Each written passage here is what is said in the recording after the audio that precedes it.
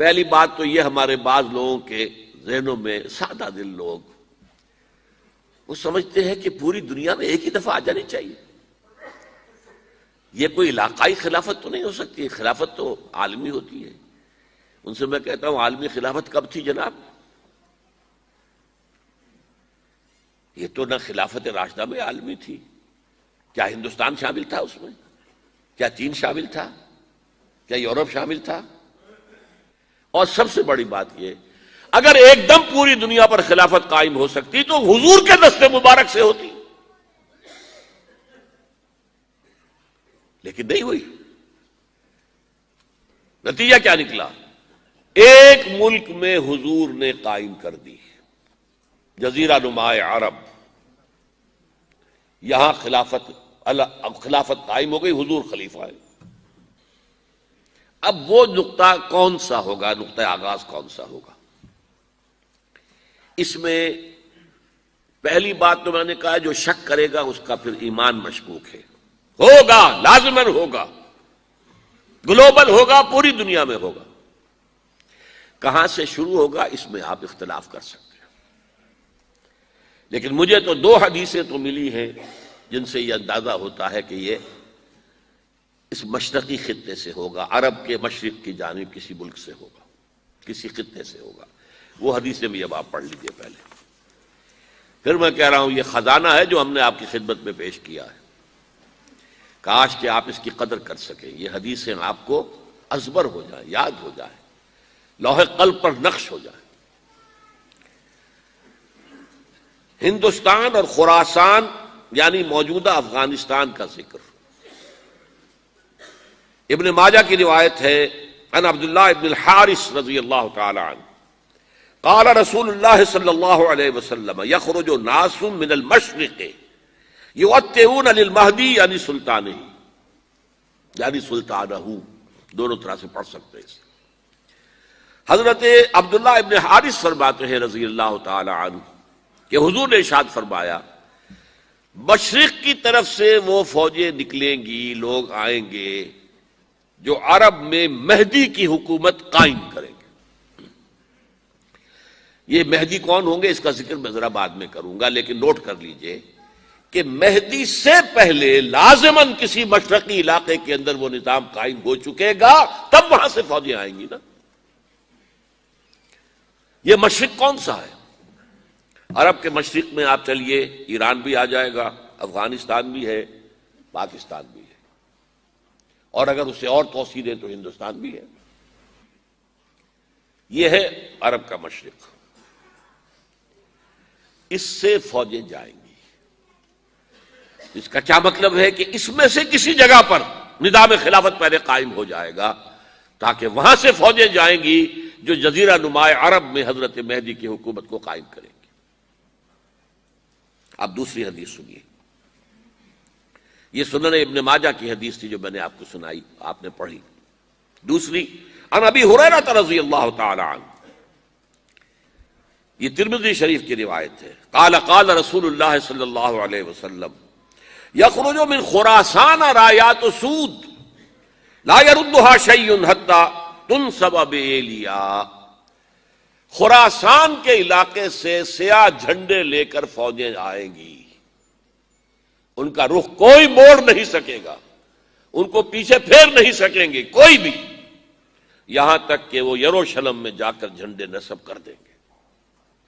ایلیا حضور کے زمانے میں یروشلم کو کہتے تھے. یہ یروشلم تھا جب حضرت سلیمان کی حکومت تھی اور یہاں پر معبد سلیمانی، ہیکل سلیمانی قائم ہوا. پھر یہ یروشلم ہی رہا ہے تاریخ میں، یہاں تک کہ سن 70 عیسوی میں جب ٹائٹس رومی جنرل نے اس کو گرایا، ختم کیا، سیکنڈ ٹیمپل گرا دیا اور یہاں سے یہودیوں کو کہا نکل جاؤ، یہاں سے کوئی یہودی باقی نہیں رہا، بالکل تہو بالا برباد کر دیا. اس کے کوئی 150 سال بعد ہیڈریان، رومن ایمپرر ہیڈریان، اس نے پھر دوبارہ آباد کیا اس شہر کو. 150 سال تک یہ بالکل بنجر اور بالکل غیر آباد پڑا تھا. اب ہیڈریان نے جب آباد کیا تو اس کا نام ایلیا رکھا، اب یروشلم نام نہیں تھا. تو حضور کے زمانے میں پھر اس کا نام ایلیا تھا۔ اور اب اس سے کیا معلوم ہو رہا ہے کہ یہ یروشلم مسلمانوں کے قبضے سے اس وقت نکلا ہوا ہوگا۔ ایک دفعہ پہلے نکلا تھا، سن 1099 عیسوی میں مسلمانوں کے ہاتھ سے نکلا، کروسیڈرز عیسائیوں نے آ کر اس کو قبضے میں کیا، لاکھوں مسلمانوں کو مارا، قتل کیا۔ اس کو 1187 عیسوی میں واپس لیا ہے۔ کس نے لیا ہے؟ صلاح الدین ایوبی، کرد۔ عرب کھوکھلے ہو چکے تھے، عربوں نے کھویا، واپس نہیں لے سکے۔ بہت حکومت کر چکے تھے، 400-500 برس کی حکومت کر کے، اور ان کے عیش اور ان کے آرام، اب ان میں جان نہیں تھی کہ وہ واپس لے سکے۔ واپس لینے والا گرم کرد خون تھا، صلاح الدین ایوبی۔ تو گویا کہ اب آپ سمجھئے کہ 88 برس تک عیسائیوں کا قبضہ رہا یروشلم پر۔ اب 1967 میں یہودیوں نے قبضہ کیا ہے، اور اب 38 برس تو ہو گئے، 88 نہیں تو 38 برس تو ہو گئے ہیں۔ لیکن وہ دور آئے گا کہ اب پھر لیں گے، لینے والے عرب بھی نہیں ہوں گے، خراسان کے علاقے سے فوجیں آئیں گی۔ یہ خراسان کیا تھا؟ ایلیا تو میں نے آپ کو بتا دیا، یروشلم کا نام ہے۔ خراسان اس زمانے میں ایک بہت بڑے ملک کو کہتے تھے، کچھ حصہ پاکستان کا بھی اس میں شامل ہے، کچھ حصہ ایران کا بھی ہے۔ ایران کے اس حصے کو اب بھی خراسان کہتے ہیں، وہ ایک صوبہ ہے۔ خراسان ایک صوبہ ہے ایران کا، چھوٹا سا۔ پاکستان میں خاص طور پر یہ جو علاقہ مالاکنڈ ایجنسی کہلاتی ہے، اس سے اوپر جتنا علاقہ ہے، اور یہ جو واخان کی ایک پٹی آتی ہے اوپر، واخان افغانستان کی ایک پٹی سی دم سی چلی آتی ہے جو جا کر چائنا کی سرحد سے مل جاتی ہے، یہاں سے لے کے یہاں تک یہ جو مالاکنڈ کا وہ درہ ہے اور پہاڑ ہے، یہ بھی خراسان کا حصہ ہے۔ باقی تقریباً 2/3 آف افغانستان ساؤدرن حصہ نہیں ہے خراسان کا حصہ، یہ سیستان کہلاتا تھا، یہ خراسان نہیں ہے۔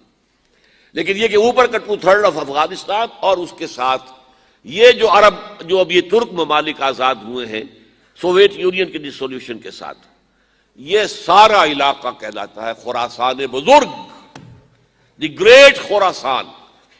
ایک مرتبہ ایک یہاں کا جو کاؤنسلیٹ ایران کا، وہ آئے تھے میرے پاس، ان کے ایک اہم آدمی، ان سے میں نے پوچھا خراسان، تو پہلے تو ان کا خراسان ہمارا ایک صوبہ ہے، میں نے کہا نہیں مجھے خراسان، او خراسان بزرگ، وہ جو آپ دی گریٹر خراسان کی بات کر رہے ہیں، وہ یہ تھا۔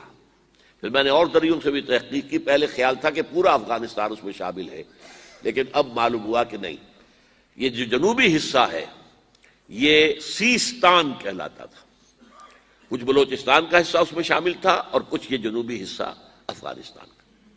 یہاں سے فوجیں جائیں گی، اور یہ فوجیں جا کر خراسان سے چل کر ایلیا پہنچیں گی، یروشلم پہنچیں گی، اور اپنے جھنڈے گاڑ